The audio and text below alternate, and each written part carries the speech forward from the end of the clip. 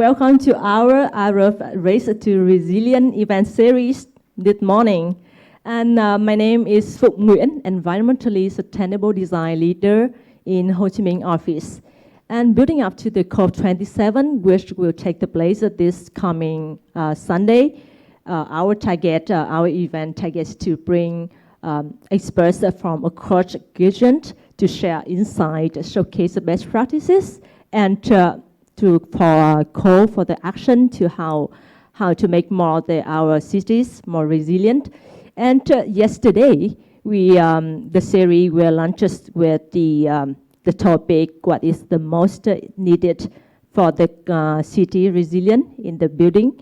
And today, we take the more local approach and explore how we can improve the city's resilience, how the flood management can improve our city's resilience and development.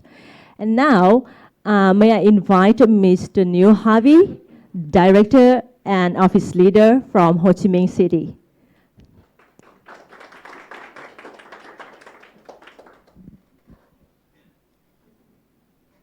Thanks, Phil.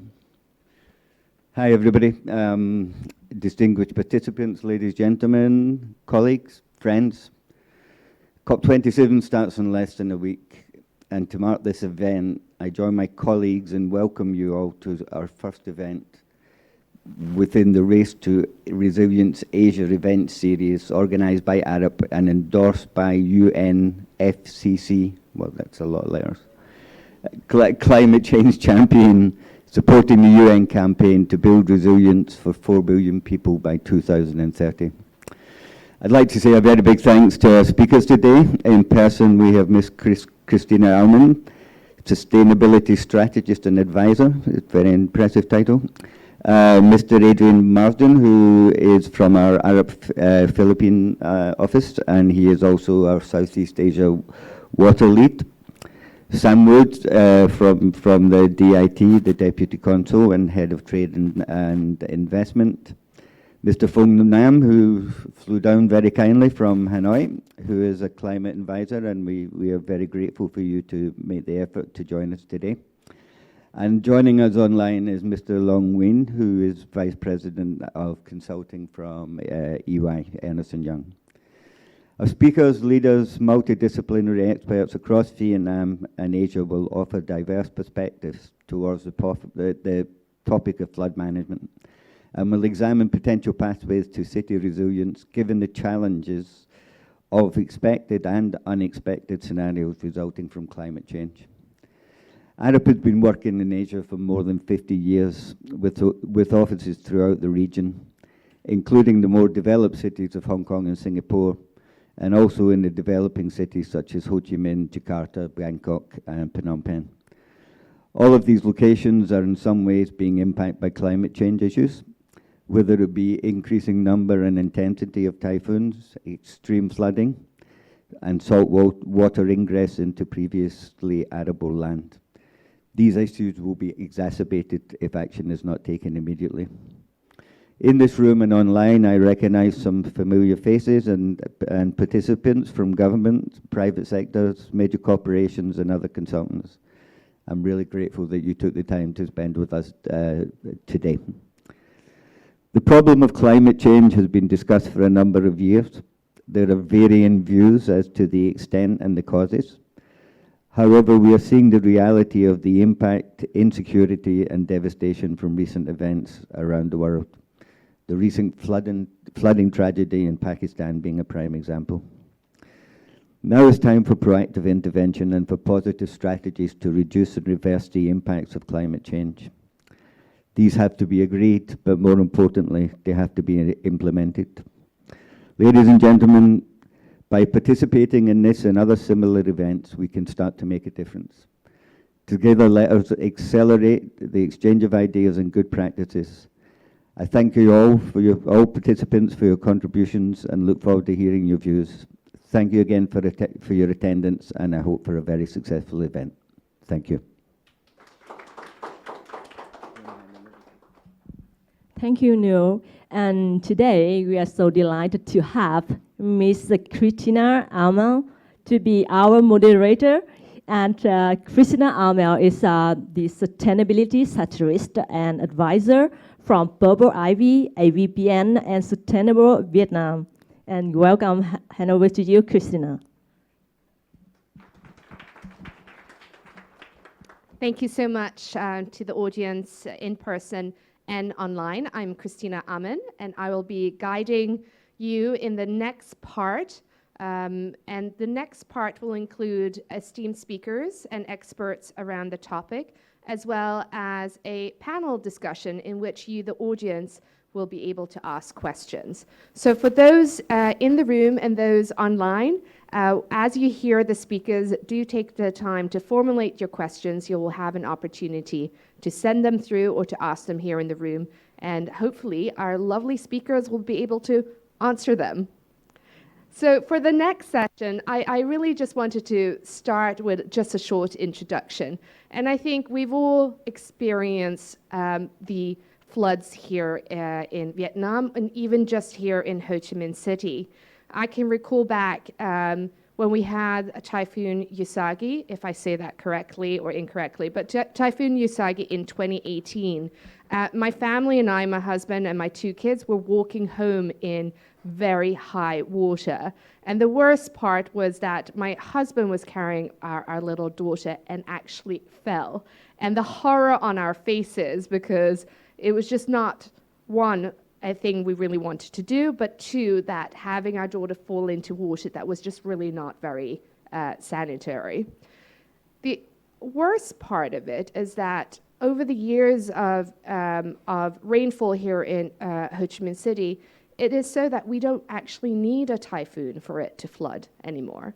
Many of us experience that even just a rainfall of a couple of minutes can really create a lot of havoc and problems. So with this introduction, I also wanted to add here some notes that I've gotten from Arif that I really wanted to share, and these are the words. So extreme rainfall and massive flooding events are becoming more frequent, leaving cities grappling with damage to economy, destruction of assets, and loss of lives. These events are not truly unexpected.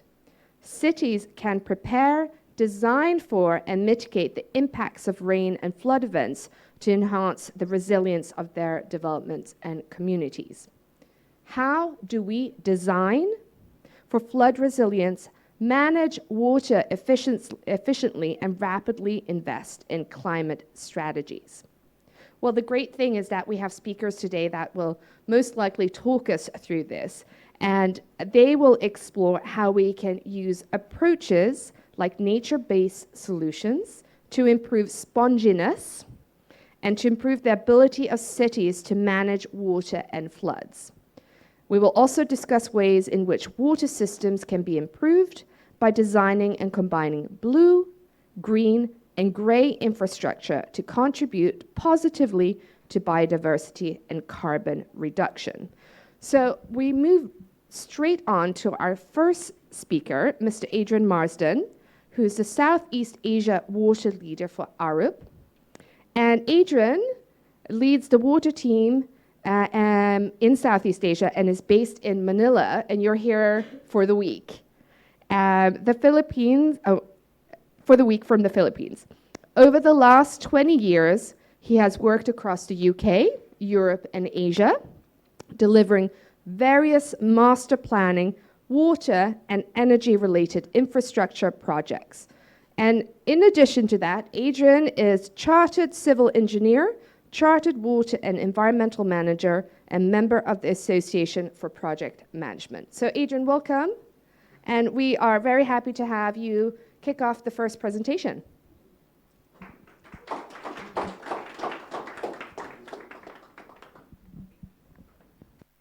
All right, so let's see if this will work then. Good morning. So, oh, is that the right one? It doesn't look the same as mine. Go on. Have we got the slides? Oh, okay. The format's changed a little bit. That's fine. Okay, so I'm just going to talk briefly about some of the issues around blue-green infrastructure and some of the things that we suggest doing and how this will work. And I'm going to talk about data, Some of the talk about understanding the impacts from flooding and those changes we can make. Looking at the water system as part of a system of systems, because it's essential that we integrate water and flooding with other parts. Having the right tools to make decisions, and then being adaptive, being flexible in our solutions, because we're finding that being fixed about our solutions doesn't work. We have to be able to respond to what's going on around us. So we go on to the next one. So in terms of data, we have to use the information we have. We appreciate that working and living in a region that we do here, we don't have all the information, and a challenge we often find is that our colleagues in the more developed parts of the world have huge amounts of information to base things on. We have to be much more flexible and use what we have. We have to use it as a representative set of data, but be able to judge what we need for future scenarios. And it's not being able to say exactly what will happen, but think about a range of different scenarios that we need to consider. And we have to think about water as part of a system of systems. It's only one part of the bigger infrastructure, and the image shows you the sort of thinking about people, the assets, and the topography. And we have to think about how those interconnect when we're coming up with solutions, and our assessment has to respond to those. Want to go to the next one?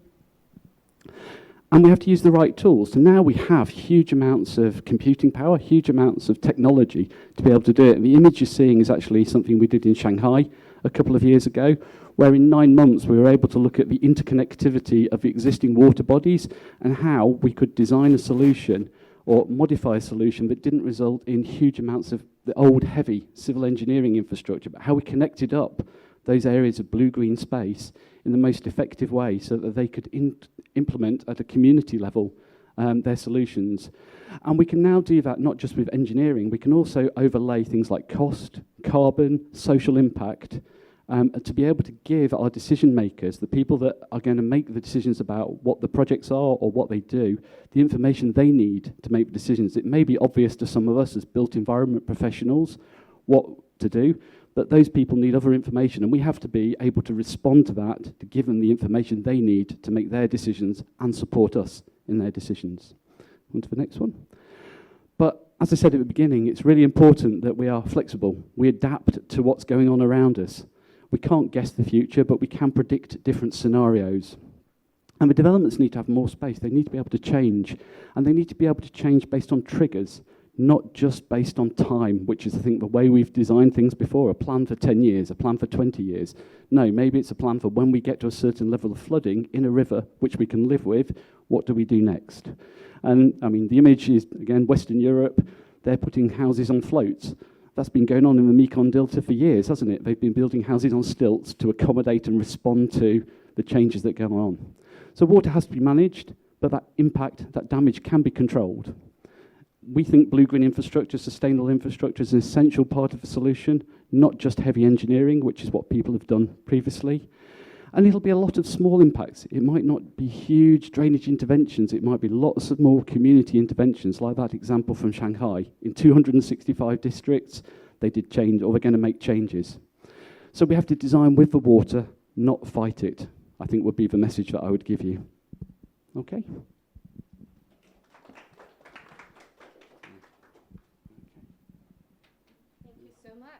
Let me run over back to the stage. Thank you, Adrian. I love this design with water. I think that's such an important component of your presentation. On to the next speaker. We have Sam Wood, Deputy Consul General and Head of Trade and Investment at the British Consulate General here in Ho Chi Minh City. So let me give everyone a little short introduction, Sam. So Sam focuses on promoting clean growth, boosting mutual UK-Vietnam exports and investment, and supporting the overseas UK community. So prior to taking up his role in Vietnam, Sam worked across a number of Whitehall departments, and most recently leading on manufactured goods regulation at the UK Department for Exiting the European Union. And I hope I said that all correctly in one go. So Sam, if I said anything incorrectly, do correct.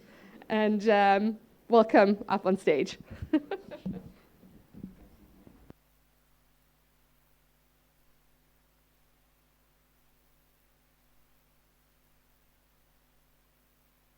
About that, that's better. Thank you. No, thank you very much for that kind introduction. All spot on, and really appreciate the chance to represent the UK government here today. And let me just start by saying a huge thanks to Arup and Neil for the leadership that you're showing on this agenda. I remember very well the series that you organised just over 1 year ago, looking at the race to zero, and it feels very strange that a year on we're in a very, very different place, of course, to 1 year ago. But thank you for the work that you're doing to continue championing this agenda. As Arup and indeed all our partners here know, we in the UK government have been very committed, particularly on this agenda, in terms of the work we've done with Vietnam and with Southeast Asia in the run-up to, but since as well, COP26 last year. And our focus here in Vietnam has been on the whole raft of climate-related issues, focusing on the transition away from fossil fuels and towards renewable energy, and building medium to long-term action in terms of climate mitigation. And that was very much rightly the focus of the series last year, looking at the race to zero and how organisations can adapt and decarbonise in the long term. But it is absolutely critical and absolutely right that we also talk about the immediate pressing impacts of climate change, which are very obvious, I think, to those of us that live and work here in Vietnam, and particularly here in Ho Chi Minh City. We all know that Vietnam is amongst the most vulnerable countries to the adverse impacts of climate change. And although those impacts are perhaps most obvious at times within regions like the Mekong Delta or in the Central Highlands, it is also very obvious to those of us in the centre of Ho Chi Minh City just how damaging flooding in particular can be, threatening livelihoods, as Adrian alluded to, but also damaging assets and causing significant economic damage, with around $28 billion worth of assets here in the city at risk each year. So in that context, we've been very pleased to work on a very specific intervention here in Ho Chi Minh City under our Global Future Cities programme. The GFCP covers 30 projects in 19 cities in 10 countries around the world. So I just wanted to talk a little bit about the specific work that we have done here in Ho Chi Minh City, and I'd like to make a particular mention to Nguyen, who's here from the consulate, who really effectively led this work with the city. And if there are any technical questions, I will absolutely be passing to him for you to answer those, Nguyen. So the GIS, the Geographic Information System, has been focused on strengthening Ho Chi Minh City's drainage system and building an effective response for flooding. Adrian rightly mentioned the significance of data and the importance of data in understanding and modelling climate risk and being able to inform an appropriate response. So let me talk a little bit about what the programme has looked like here in Ho Chi Minh City. We have worked very closely with the city authorities over the last 3 years to design and build an effective GIS architecture and to build a comprehensive database that maps Ho Chi Minh City's drainage system. Our ambition really has been to support the city authorities with their understanding of the specific risk and pressure points around the city, to increase the resilience, to plan accordingly, and ultimately to build a framework for managing its flood response through the effective use of data. We see this as immediately beneficial in terms of the city being able to expand its current drainage network, but also to be able to inform its planning across key sectors, whether that's transport, sewerage, planning for housing, and so on. And of course, this has immediate benefits in terms of the economy, protecting infrastructure, protecting housing, particularly in congested urban areas, and ultimately ensuring that livelihoods and jobs are protected too. We know how quickly Ho Chi Minh City is growing, with over 9 million residents here across the metropolitan area now. That is likely to continue, and combined with rising sea levels and the low-lying nature of much of the city, action needs to be taken now to ensure that flooding is mitigated against as effectively as possible. So we were very pleased earlier this year to celebrate the conclusion of the GIS intervention here in Ho Chi Minh City, with all outcomes successfully achieved. It's absolutely not the end of that cooperation, and we continue working very closely with relevant departments here in the city to ensure that the intervention is taken forward, that data is continued to be used really effectively within the planning system, and also shared within different authorities and different ministries as well. Could we go to the next slide, please? So this slide just sets out some of the overall objectives of the GIS, as I think I've mentioned, really improving the quality of the drainage system, providing data that the city can refer to and implement it when it's making its planning, and also improving capacity of authorities to adapt and mitigate against flooding. Thank you. Next slide. I thought I would just touch very briefly on the wider package of initiatives that was announced last year at COP26. I won't go through all of those, but as you can see, there was a huge amount of funding committed to enabling resilience and improving resilience, particularly across this part of the world, whether that's around strengthening infrastructure, which remains a really key focus for our team here in Vietnam, and improving the ability of infrastructure to manage climate risk. But also increasing investment in renewable energy, ensuring that energy-efficient technologies are increasingly embraced across the city and within new buildings, and indeed promoting clean growth and championing clean growth across all sectors, which again I think Arup have been a particularly visible advocate for here in Vietnam. So I think I will stop there, but thank you again for the opportunity to join today, and I look forward to the rest of the discussion. Thank you.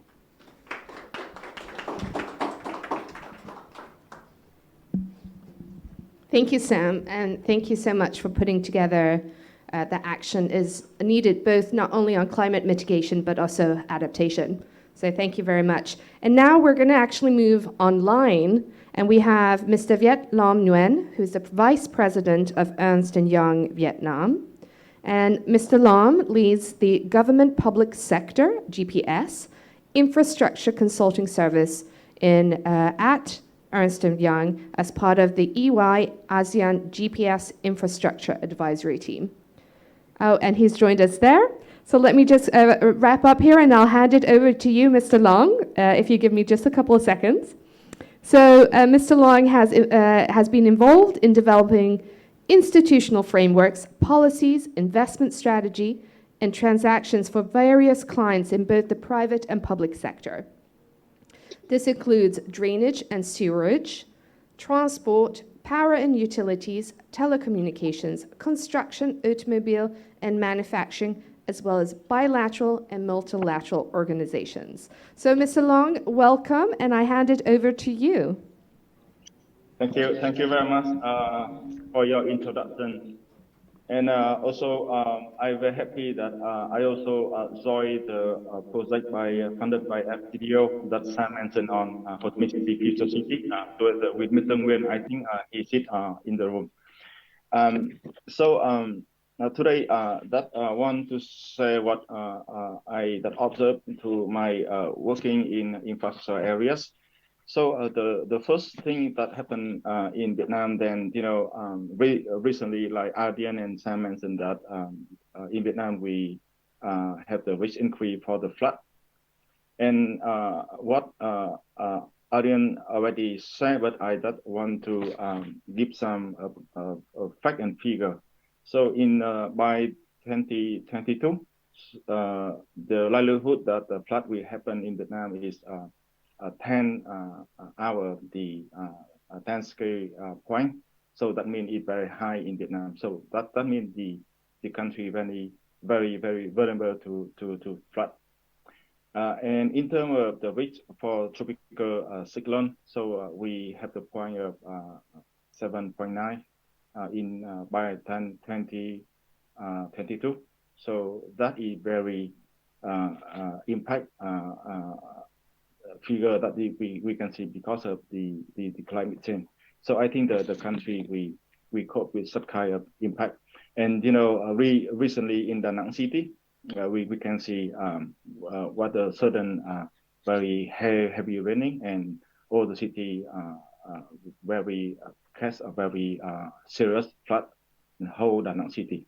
So and it also bring the damage to building, to real estate, construction, road, and all the infrastructure over there. Even you can see in some picture that even along the beach, or the infrastructure for tourism destroyed by such kind of event. So that is the one factor. And the other thing in Vietnam, so the government of Vietnam, we are aware of what happened, and in 2022, the government also issued the resolution number 77 that asks MOC to issue and collaborate with other city government, other provinces to identify the causes, the solution, and how to make the country resilient to such kind of situation.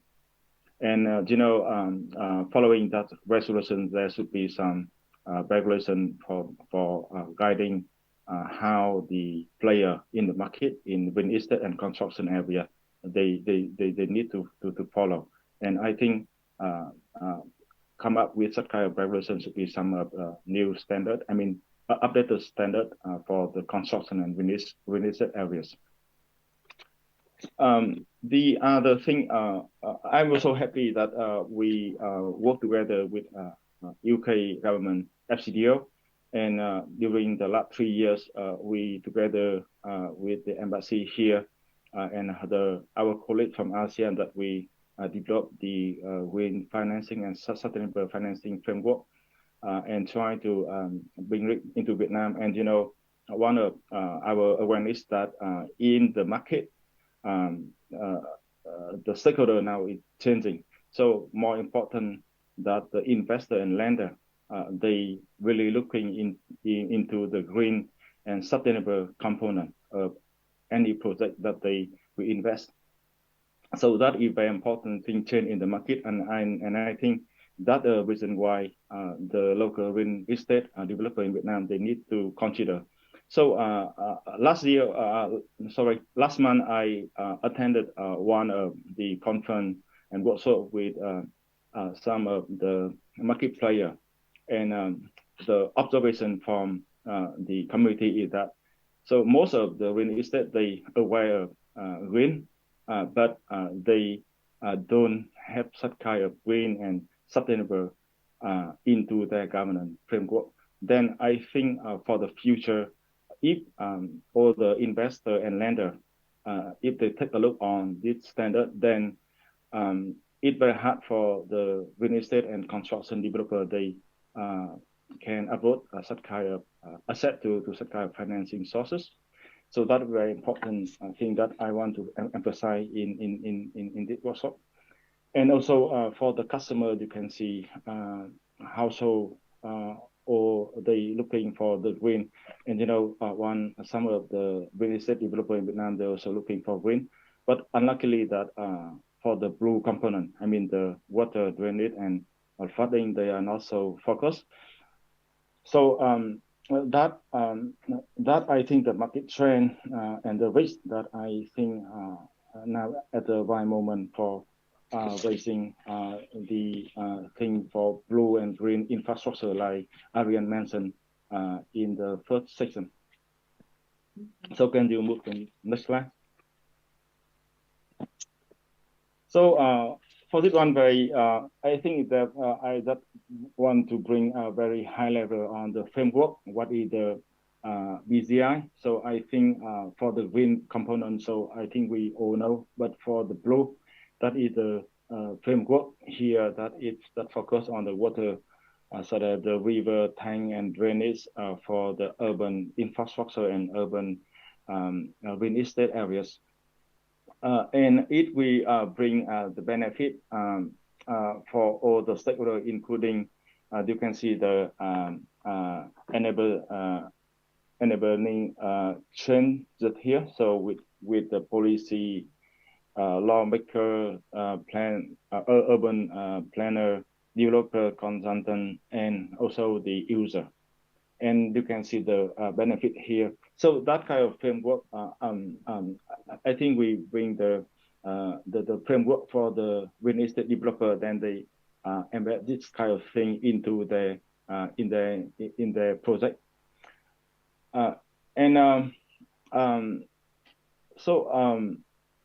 For this one, so one of our observation is that some movement. I think Nam, the next speaker, can share with us.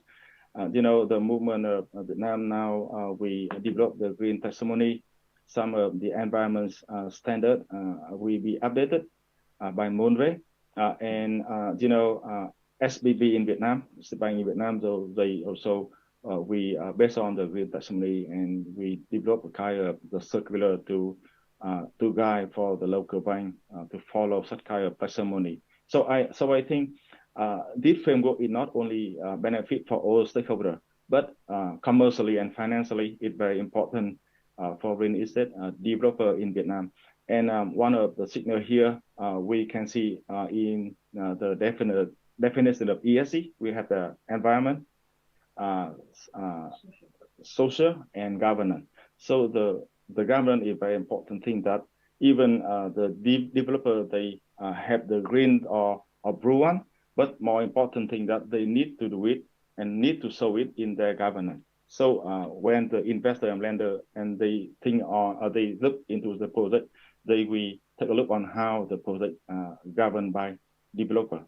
So that is my ending here for very short section, and hopefully that it can transmit the right message that it's the right time now for the real estate developer in Vietnam to focus on BSI and more focus on the blue component to make a, how can I say, to contribute to the flood and very resilient and reduce the climate impact for Vietnam in the future.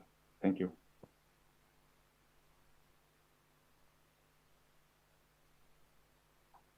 Thank you so much, Mr. Lam. You were a lovely presentation with regards to defining the blue-green infrastructure, the benefits of it, as well as why there's been such an increase around it, around the risk of flood.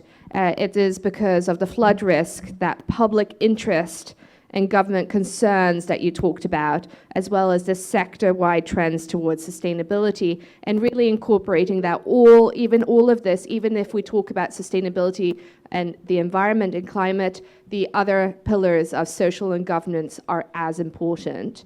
So we move on to our last speaker. We have quite a traveling bunch here, one from Philippines, one online, one from Ho Chi Minh City, and now Dr. Nam, who's come down from Hanoi. So Phuong Nam Nguyen is the founder of Cleannova. And Cleannova focuses on climate change advisory. He is a senior specialist in environmental related issues with over 17 years experience working with development partners like the United Nations and the Asia Development Bank, as well as various Vietnamese governmental agencies. With extensive knowledge on climate change and renewable energy, Dr. Nam has been a substantial contributor in numerous projects. So very much welcome to Ho Chi Minh City and to the stage.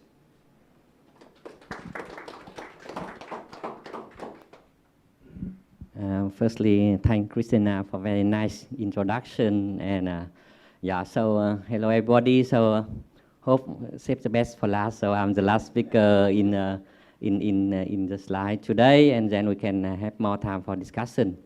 So from the organization request me for 5 minutes to talk about the big topic. So I hope 5 minutes can deliver some point of mine.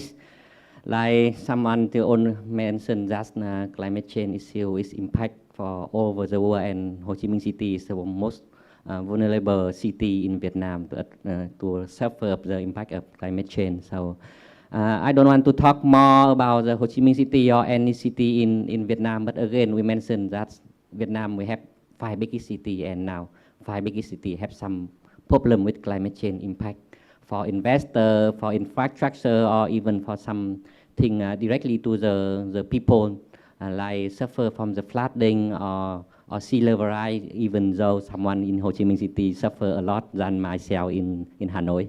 So again, the climate resilience in Vietnam is not talking by policymaker, by advisor or consultant, but also is talked by all the people every day to suffer the impact of climate change. So next slide, please.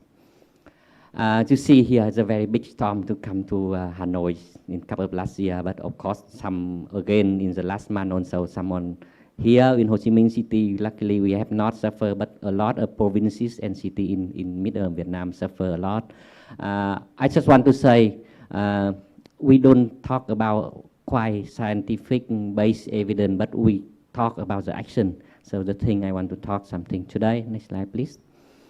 The information here again, I mean that information about researcher and data we have not perfectly like the first talk from the first speaker, but we again, so we still missing up the data, but more or less we have some data from government of Vietnam to mention that we agree about the frequency and the impact of the climate hazard is strong in Vietnam and it trend to be increased. So in the slide from Mr. Long said that we have more than 10 typhoon or storm coming annually, but in the future maybe more. So infrastructure or people have to suffer more time and more frequently than before. So I don't want to talk about detail of information, but again, we agree with together that it should be make action right now. Next slide, please. Yeah, so just mention about some almost here people, the listener audience we know about the Vietnam. So just information summary and just of course this picture I done by myself. It's not and in the high building in Vietnam in Hanoi. But we mention again Vietnam is a developing country.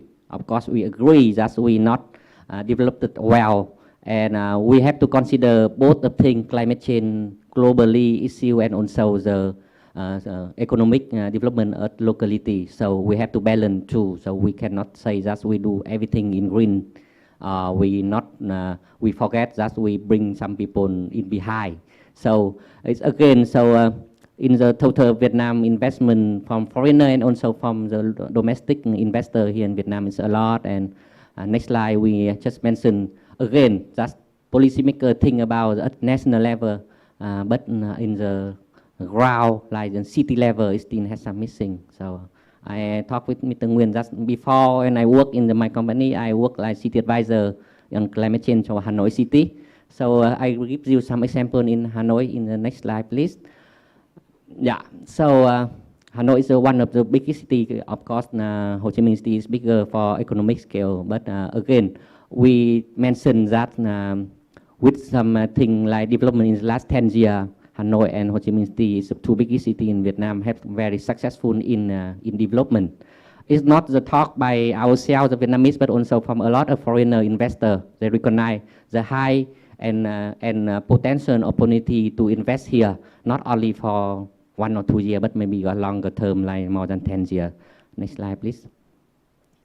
And here, this is some picture of the impact. I don't want to talk more, but this picture is by myself. It's only 200 meters from my home. So here in the Vĩnh Tuy Street in near Tham City, is maybe someone knows this city. So again, like identified by someone. So I don't want to talk more technically, but Vietnam suffer at least 5 of climate hazards. So it's heavier. It's heaviest is the flood and storm, and drought and heat. But again, something, of course, Hanoi here is not mentioned, but I know like Ho Chi Minh City, we have more on impact in sea level rise. It's on the big impact of climate change. So I don't want to talk more, but again, with this impact of climate change, we face a lot of things like the threaten of freshwater availability, increasing of frequency of forest fire, or something with air quality or water, groundwater and water quality also, and some things like Mr. Long would mention. I don't want to go detail. Next slide, I try some example here for my colleagues to mention about the Ho Chi Minh City. Maybe someone here is have interest, so we can share the slide later on. But here's some conclusion from C40 program which I worked before. We know that it need a lot of thing investor from infrastructure. But again, so next slide, please. We have a lot of things need to do, but now the investor, like Mr. Long said that we don't know. The investor don't know how to invest and what is invest and when. A lot of things at policy level, at national level, but also, but here we are, people on ground, the investor doesn't care about the national level or political issue. They care about the investment and benefit or something. So it's some come to my last slide. I want to talk more, and the organization requests me only 1 minute to talk, and so I have to run up. Yeah. So here are some recommendations, not only for Hanoi or Ho Chi Minh City, but for all of city. I mean, for the ground level, at the investment level. So again, we need at least the action plan.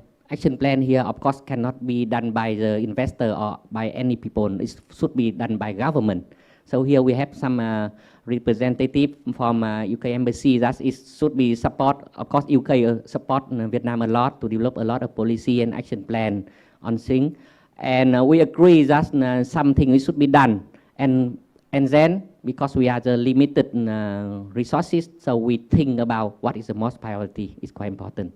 The investor need also. The investor need what is the action can be invested, but also is matching with the requirement from the government. So now I recommend, and of course, my advising to Minister of Investment and Planning, and also Department of Climate Change, to just we identify some action and some project. We need some support from donor, from development partner, and some action we done by government itself. So it have to clear and separate which is investment by government, which is from the donor, and of course the key thing, and the government always says that is bring the private sector in the investment. But of course, private sector cannot invest for the public action. They want to invest for their own benefits. So it means core benefit is the key important for own action. So the investor has the benefit, and the government have some measures for adaptive the climate change. So I don't want to talk more maybe in the discussion what is meaning of the greening of some urban sector, what is the blue or green building. Mr. Long mentioned about the green taxonomy, which support Montreal to public in the next month. Hopefully, when we have the same green taxonomy in Vietnam, investor, policymaker, and even the people know what is the same language to invest, and what is the, like someone here think, okay, steel sector is the green or not.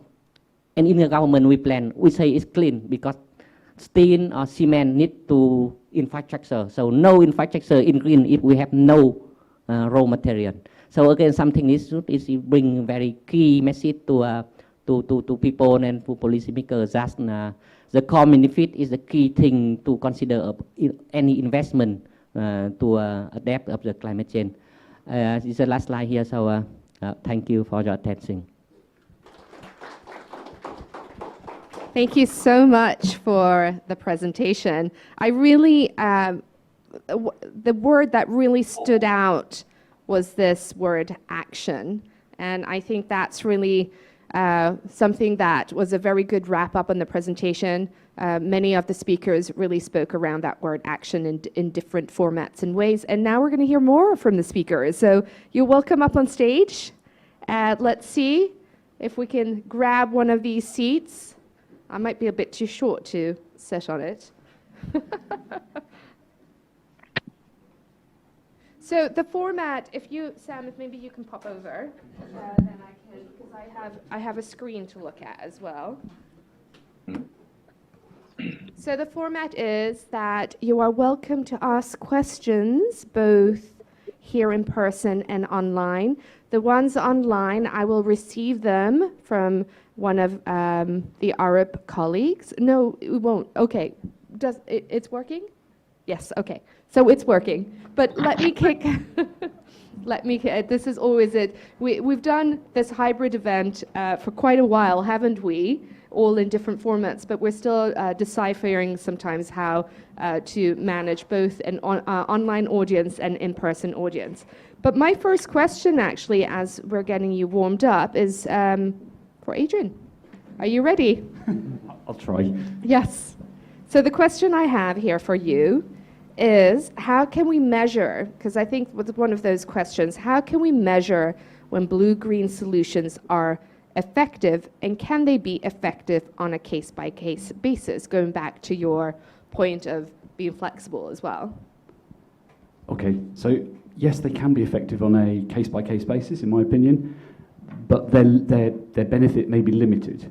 I think it's when you combine all of them that you're likely to get better benefits, certainly across a bigger space. And I think the measure of effectiveness is really difficult, but it's going to come actually from, so shall we say, public opinion or community response. If the public say it's working, then it's worked or it's benefited. It's not so much down to some sort of number. I think it's how people react to what's been done. Do you want to add anything else around measurement in terms of more than reaction? Well, I suppose it can be measured because you could come back to data like frequency of flood or depth of flood or something like that, length of time before it floods. So some of those measures could be given, and that would work with, say, government level or policy makers to show that something happened. So yes, it can be measured, but it may not be the answer we necessarily need to focus on as our priority. And what would you say, if it's not measurement, what would you focus on? The community response or the people reaction, the community saying, actually this works. And I guess aspirationally, wouldn't it be great if a community turned around and said, oh, we saw that work in that community, can you do it in ours? Or something similar to that. That would be a really positive reaction to an intervention that was made to, should we say, stabilise the situation or improve the situation. Thank you, Adrian, for underscoring that. I will move on to Sam. So, Sam, we have the question here. As you've already shared, UK remains within their commitment to support Vietnam on its COP26 ambitions. And it's been very interesting to follow it from a distance as well, hearing about it from the UK, but also here in Vietnam. So you've also spent a lot of time in the Mekong with a COP president, Alok Sharma, which has been very interesting. I'm actually very envious that you got to spend so much time with him. And resilience was a key theme of that outreach. So may you share a little bit about the next action or plan from the UK towards resilience, and maybe start off how it was to be with COP President Alok Sharma here in Vietnam. Thank you. Yeah, well, so the COP president has visited Vietnam 3 times, I think, in 14 months. And given the breadth of his portfolio, obviously he covers the whole world in terms of its climate response. I don't think there are many countries that he's visited with such frequency and spent so long here as well. But it was the first time we managed to take him down to the Mekong Delta. And I think it really brought home, I think, the tangible impacts of and the relevance of the discussion here and the need for action really justified, I think, the attention that he has spent and the wider UK government have spent and international partners, of course, have spent in supporting Vietnam and enabling some of its ambitions that were set out at the COP26 summit last year. So it was a very useful visit in that sense, and it was good to see, I think, the engagement from the local authorities and from the Cantor People's Committee and the wider Mekong region for the agenda and the appetite for more support as well. In terms of next steps, Vietnam is a candidate for the Just Energy Transition Partnership Programme, which the G7 are leading with different countries around the world, South Africa being the first beneficiary, and now Vietnam and potentially Indonesia being future beneficiaries within Asia. I think that programme is very well placed here. Clearly, Vietnam has proven its ability and its vision in terms of climate advocacy, climate leadership. We saw that at the summit last year, but we know there is a huge amount required in order to enable some of those pledges, to move fully away from fossil fuels and embrace renewable energy potential. So we're very pleased to continue working closely with Vietnam on that work. And again, it's very much a joint effort with the Vietnamese government, but also alongside international partners as well. And I think just the final point I would make is, I think it was very obvious to us in the Mekong that mitigation and adaptation need to go very much hand in hand. Of course, we need to invest in clean growth and in making sure that the right technologies are being developed and that renewable energy is being embraced. But clearly there are pressing needs to act now to support communities, to ensure that infrastructure is being strengthened and being modernised in order to deal immediately with the impacts of flooding and salination of the water as well. And I think that's a really key point that comes back over and over again. The impact of climate is not something in the future, it's happening now. So the solutions have to be both mitigation and adaptation. Absolutely, and I think Vietnam showed awareness, I think, very much of that at the COP26 summit last year. 2050 net zero is a very admirable target, but equally there were a huge number of other pledges made at the summit around food security, around protecting the natural environment, and those are more about the immediate actions that can be taken to ensure that Vietnam is adapting here and now against the adverse impacts of climate change as well. Thank you so much, Sam. I actually have a very interesting follow-up question for Dr. Nam, is that although we talk a lot about the impacts of climate change, it's kind of still very hard sometimes to sell it. And that can be extremely frustrating when you have all the information at hand. So as your role as a climate advisor, so what are these challenges for you when approaching potential clients or presenting them the benefits of resilience strategies? And when this topic is quite new compared to other fields as green building, for example. So what are your selling points? Thanks for a very hard question, but yes, I appreciate to answer because you mentioned I'm the climate advisor. Yes, so agree with Sam when we consider in some investment in Vietnam, we are the developing country. We consider both mitigation and adaptation. Of course, the Prime Minister of Vietnam already provides a climate action plan toward to 2020, the COP26 in July. So we mentioned that we have to consider a lot about the inclusive climate action. So it means both adaptation and mitigation. And of course, it's again related by my talk before that Vietnam cannot say 100% green, and we forgot about the socio-economic development. We have to think some solution and measures to achieve the climate action commitment from at the national level globally, but also we have consider about the livelihood of the community. So I agree with you that the community is also the key thing to consider for investment. And I agree that before last 10 years, Vietnam bring adaptation is most priority, but now we have to consider both mitigation and adaptation in both investment in the long term. And again, when we raise the topic that the green building is work or not, I agree it's still working, but we have to consider both the adaptive measure and also the benefit from the green building can bring not only for investor but also bring very good for the city in the development and for the people at locality. Yeah. I think that's an important point that you make, that this is not working in silos. Just because one says it's green building in other, or flooding in another, or its impact on communities, it's not in silos, it's all that interconnectivity that was already mentioned previously. Yeah. Do you have an example of that interconnectivity of when you meet someone that's working on communities but maybe doesn't have the knowledge of climate change or green? How do you talk about it? Yes, at the community, so people sometimes they suffer about the climate impact, but now from history of Vietnam, we have a lot of experience to adapt it about the flooding. So in Vietnam, we have Vietnamese, we have some like nước lên thì thuyền lên. It means when the water rise, so the boat of people will rise also. So we're not so serious about the impact of climate change, but we have some local experience to adapt of this impact of climate hazard. So at the community, we have a lot of transition experience, but it's still workable in right now.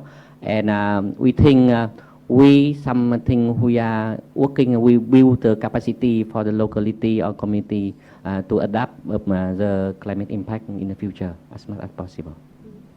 Thank you so much for that. I would like to move on to our speaker on the screen. I hope you can hear me. I actually would like to move over and talk a little bit on the investor perspective, because I think that's a key component in the action part of making things work. Although it is so that everyone has a role to play, investors also have a role to play. So how can we convince the investors when solely able to prove the intangible benefits? For example, percentage damage due to the extremely wind and typhoon, or density of flooding level through the building if we do not implement the blue-green design. So let me go back to the first part. How can we convince the investors when on both, I guess, the intangible and the tangible part of this? Yeah. Thank you very much for the question, and very interesting question. And let me answer by if I'm investor, what are the view of investor and the lender if we put the money in the project? Then there are two key terms for the investor and lender. The first one is the viable and bankable. So that means I can lend or I can put the money in the equity. Then, if we take on the bankable or viable, then the risk of the project is very important in the view of investor and lender. Then, if your project has a risk, for example, flood, then it will damage the infrastructure, and it also impact on your CapEx and also OpEx. Then I think the investor and lender will ask you on that aspect. Then I think it's better for you that if you are the real estate developer, you need to prepare it and show it for the investor. So that I think very easy question. There are two key for the investor and lender, bankable and viable. And also one of the factors that I agree with Mr. Nam, that it should be interconnected. For example, if we develop real estate areas in the city or in the areas, it have a lot of impact from the climate, for example, flood. Then I think the developer by himself or herself cannot solve all the problem. So I think it should be a link to the infrastructure that for the public road transportation, drainage, or the system developed or governed by the local government and local city. Very much. One of the words also that really came out was that word preparation. It's funny how so many people can be unprepared, even if the information and the data is there. So preparation, whether you're building, preparation, whether you're talking to clients, or preparation even in discussions with investors. I'm happy to continue asking questions. I'd like to first ask the audience in the room here, do you have any questions to the speakers? I do. I think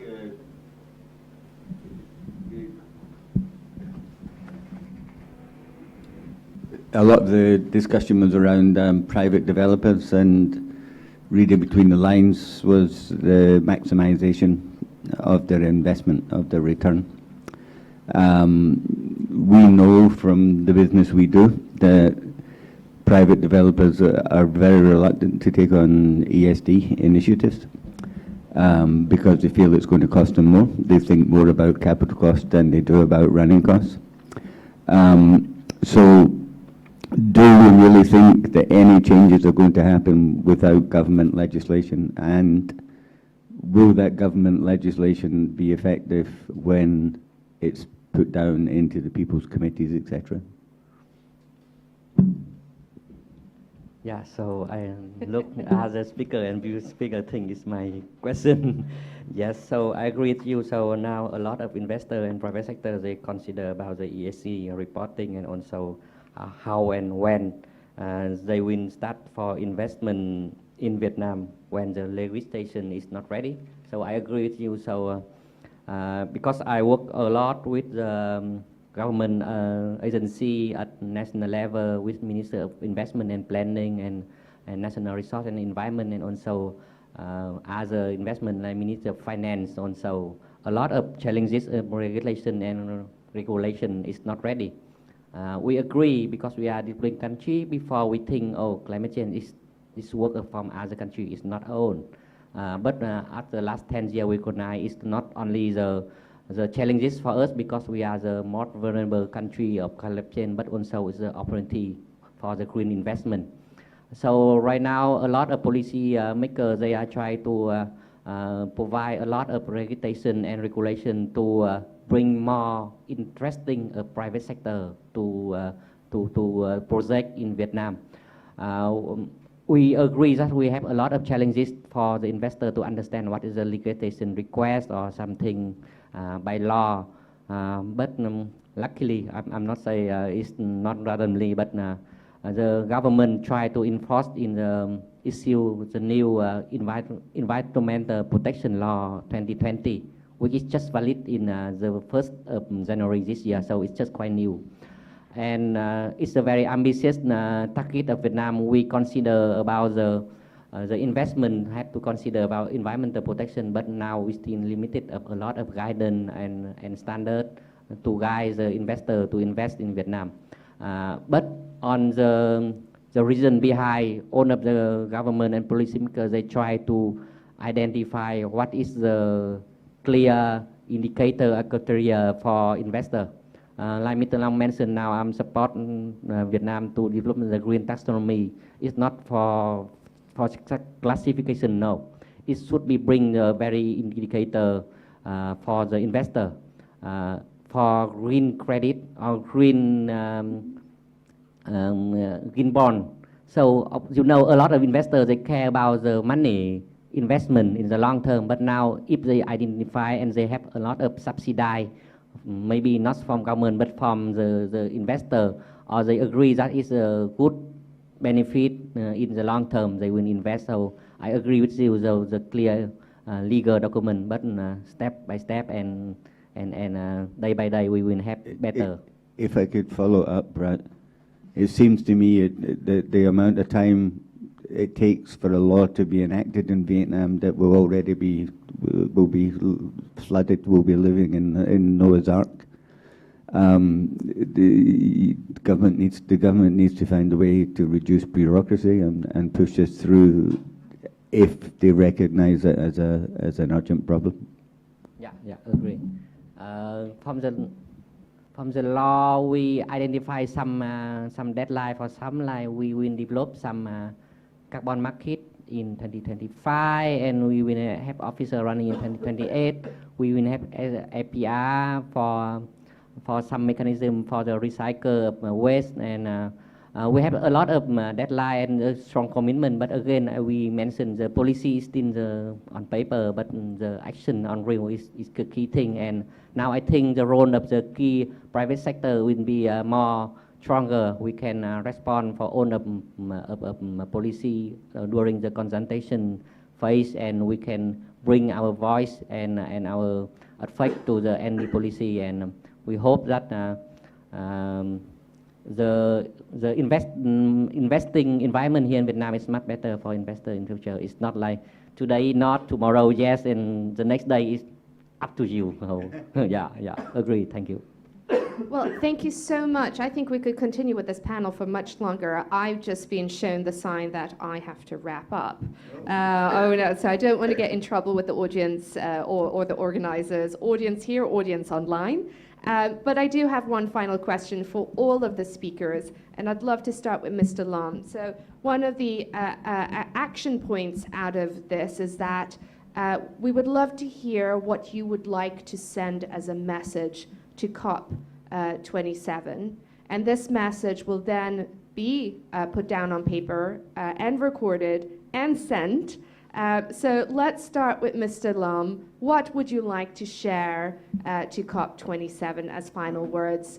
And we hope that they, are you going to guarantee that they will listen and read it? But as long as there's no bad language. No bad language. So Mr. Lam, please share. Yeah, so I think it's not easy to have the correct message, but I think the message for Vietnam should be we still commit. We need to commit because of it the trend of the society, the impact of climate change. However, I think we need to calculate very carefully on the total impact on the economy. So that is the message that in my talk now. So thank you.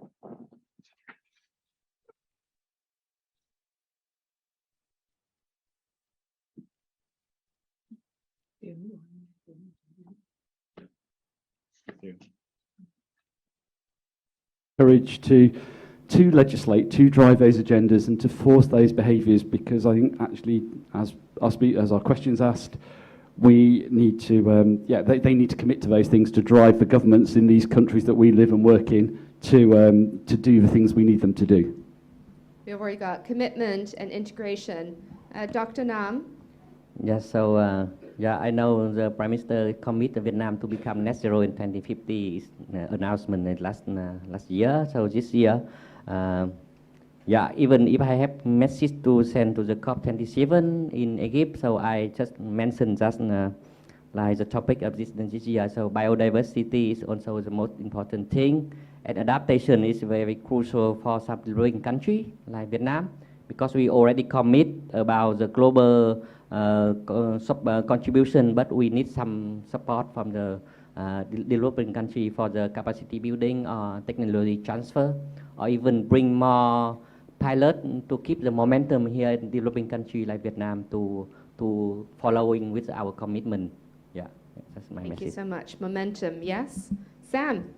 I think I would reference maybe Adrian's point earlier about being siloed. I think the pandemic naturally has caused all of us to be a little bit more myopic and more conscious of our immediate surroundings and less conscious maybe of global implications. And we're, I think, gradually relearning how to do that.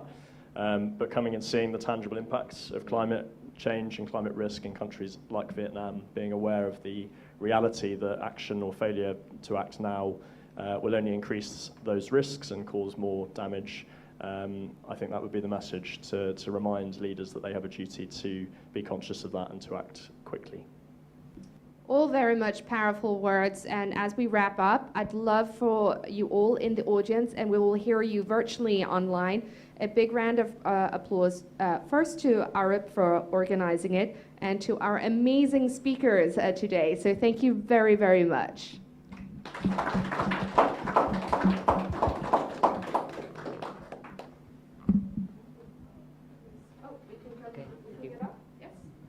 And Sam, please remain on the stage and give us the closing remark. Thank you.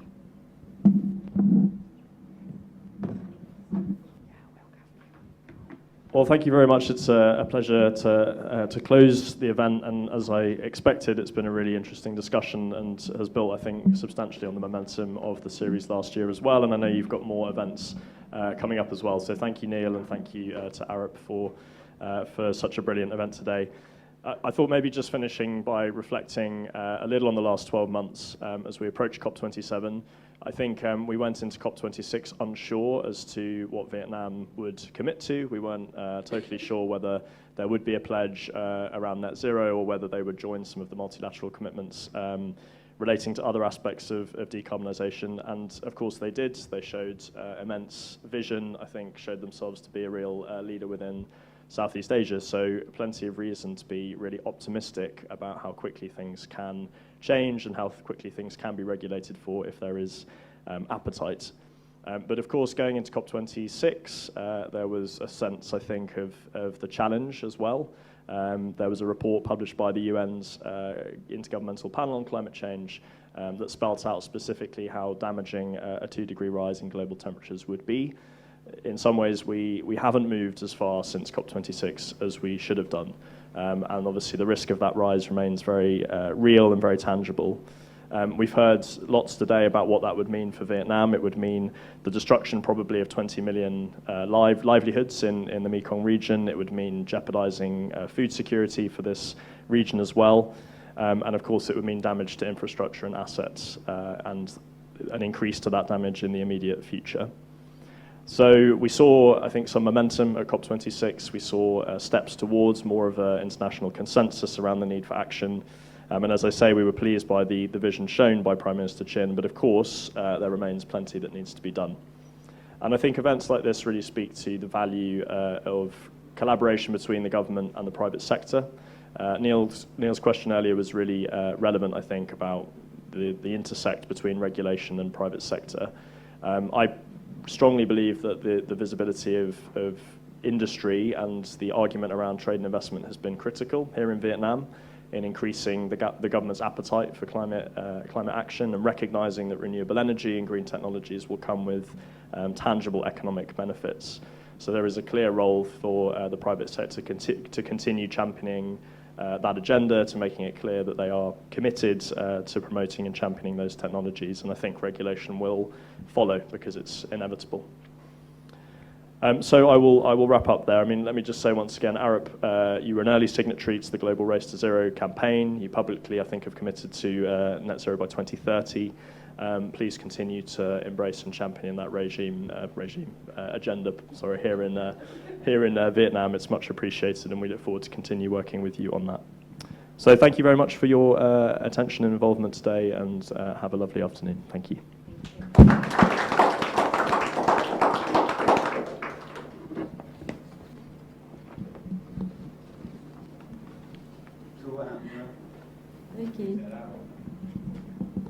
Okay, and thank you, Sam. And thank all of our audience and our speaker for the insightful discussion today. And hope you enjoyed the event today, and hope to see you in our future event. So have a great day. Thank you.